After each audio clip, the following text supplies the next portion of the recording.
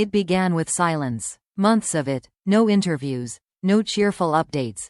No behind-the-scenes smiles from the man fans had come to adore as Jamie Fraser. For someone as open and warm as Sam Heughan, that silence spoke louder than words. Something had shifted. Something deep behind the camera, beyond the perfect frame of Outlander. When Outlander first exploded onto screens, Sam became a symbol of passion, loyalty, and strength. To millions, he was not just an actor. He was the living heartbeat of a story that changed television. But what no one saw was how tightly that heartbeat was being controlled. Starz, the very network that built his fame, had also drawn invisible lines around him, lines he couldn't cross, words he couldn't say, and even emotions he couldn't publicly show. At first, Sam accepted it as the price of fame. He followed the rules, played the charming lead, and smiled through every red carpet question. But over the years, those smiles began to fade behind the curtain. Insiders whispered about the creative meetings that turned cold, the disagreements over how Jamie Fraser should be portrayed, and the growing pressure for Sam to remain the flawless hero fans expected. The studio didn't just own the show, it began to own him. People close to Sam noticed the change. He grew quieter during interviews, choosing his words carefully, as if every sentence had been rehearsed 100 times. He once joked that Outlander wasn't just his job, it's my entire life. But behind that humor was exhaustion. Starz had strict control over what he could post, what he could discuss, and even how he appeared in public. Rumors say his team received constant notes from executives reminding them of what topics were off-limits. It wasn't just about brand protection, it was about power. As the seasons went on, Sam found himself increasingly torn between artistic truth and corporate demand. Some of his most emotional scenes, the ones he poured his soul into, were allegedly altered or cut entirely to fit the studio's marketable tone. He fought for authenticity, for the small moments that made Jamie human, but often lost to executives chasing numbers. To fans, the show looked perfect.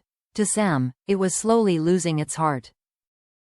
There were whispers about conflicts between the creative team and the network. Writers wanted to push boundaries, to show the raw truth of the characters' pain and love. But Starz reportedly preferred the safer, more romantic version, the one that sold merchandise and attracted mainstream audiences. Sam, caught in the middle, had to play both roles, the devoted actor and the silent soldier of a system that dictated what truth was allowed to be seen.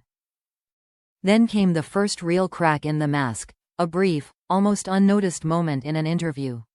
Asked about the future of Outlander, Sam paused longer than usual before replying, "Sometimes, the story doesn't belong to us anymore." His voice carried weight, the kind of heaviness that comes from years of swallowing frustration. Fans felt something in that pause, a glimpse of the man behind the myth. Not long after, he disappeared from social media for weeks. His posts, once frequent and playful, turned rare and cryptic. He wrote about protecting one's energy, about silence being a form of strength. It didn't take long for fans to speculate. Was something happening behind the scenes? Was Starz holding him back from speaking freely? The tension reached its peak when a leaked email surfaced online, allegedly from a Starz executive discussing public image management for the Outlander cast. Though never officially confirmed, it reignited discussions about how much control networks hold over their stars. Sam, meanwhile, remained quiet, his silence both haunting and powerful. Behind the scenes, those close to him described a man struggling with loyalty, to his fans, to his craft, and to the company that made him who he was. He didn't want to burn bridges. But he also couldn't keep pretending nothing was wrong. By the time Outlander entered its later seasons, something in Sam had changed. The sparkle that once defined his interviews now carried a deeper, more cautious tone.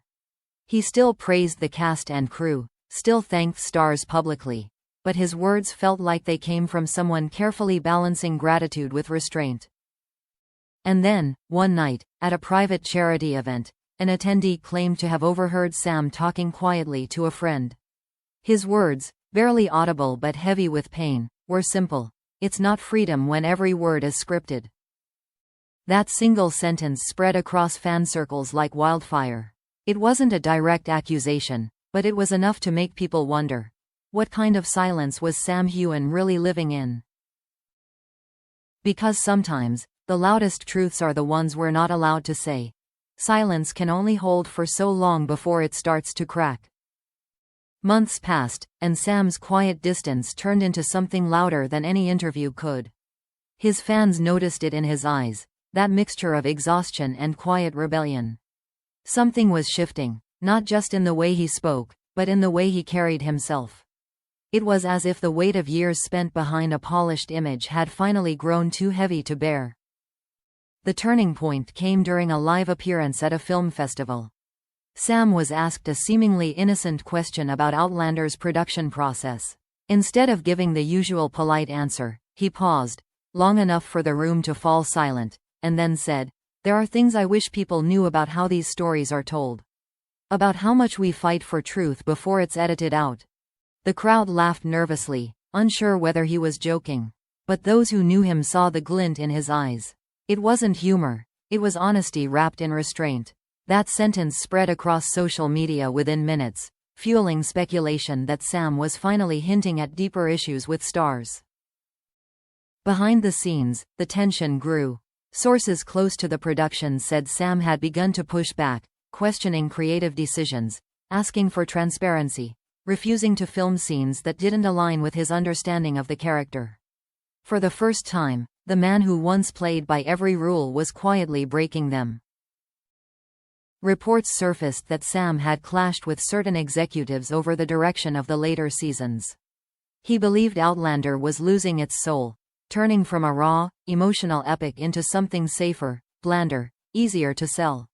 "We owe the audience honesty," he allegedly said during one heated discussion. "They don't love perfection, they love truth." Those words, according to insiders, didn't sit well with everyone at the top. Then, one evening, Sam took to social media and posted a long, heartfelt message, one that fans would later describe as the most unfiltered thing he's ever written. Without naming anyone or any studio, he wrote, "Fame can be a gift, but it can also be a cage. When you realize the world loves a version of you that was carefully designed, you start asking yourself who you really are. I've given everything, maybe too much. But I'll never let anyone own my silence again." The post exploded across platforms. Thousands of comments poured in, some supportive, others confused, and a few critical. Entertainment outlets rushed to dissect every sentence. Was this Sam's quiet war cry against Starz? Or was it just a reflection of burnout and fame? Starz, notably, said nothing. Their silence only amplified the speculation. Days later, Sam appeared on a podcast, calm, collected, and sharper than ever. The host asked him directly about creative control. Sam smiled faintly and said, "Let's just say I've learned the difference between being part of a story and being owned by one." His tone was soft, but the message was unmistakable. For years, Sam had carried the image of the loyal leading man, the grateful actor who never complained. But now, the world was seeing something different, a man reclaiming his narrative. Industry insiders whispered that negotiations between Sam and Starz had become strained. There were talks about future projects, creative independence, even a possible production deal under Sam's own company, where he could finally choose what stories to tell. Fans began to rally behind him, creating hashtags like #FreeSamHeughan and #LetSamSpeak, turning his personal struggle into a movement of empathy and artistic freedom. Through it all, Sam remained graceful. He never lashed out, never named names. Instead, he let time, and truth, speak for him. During one particularly emotional interview, he said something that stayed with fans long after. "I owe everything to the people who've supported me. But I also owe it to myself to grow, to tell stories that matter, even if that means walking alone for a while." Those words hit like a confession and a declaration all at once. By then, the cracks between Sam and Starz were visible. Insiders claimed that some scenes he'd fought to include were mysteriously cut, and others were reshot to align with tone. But Sam had already made his choice. He began to pour energy into independent projects, working quietly on scripts and films that allowed him to show who he truly was, unfiltered, unshaped by corporate vision. When he finally returned to social media months later, he posted a single photo. Himself standing by a misty Scottish hill, arms open to the wind. The caption was just 4 words. "No studio owns me." It was a simple sentence, but to those who had followed his journey, it meant everything.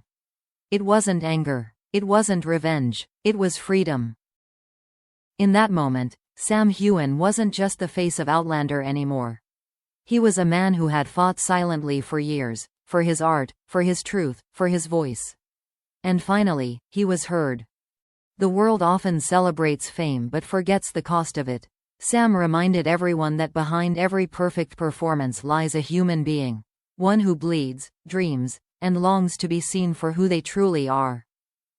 And maybe that's the real story Starz never wanted told.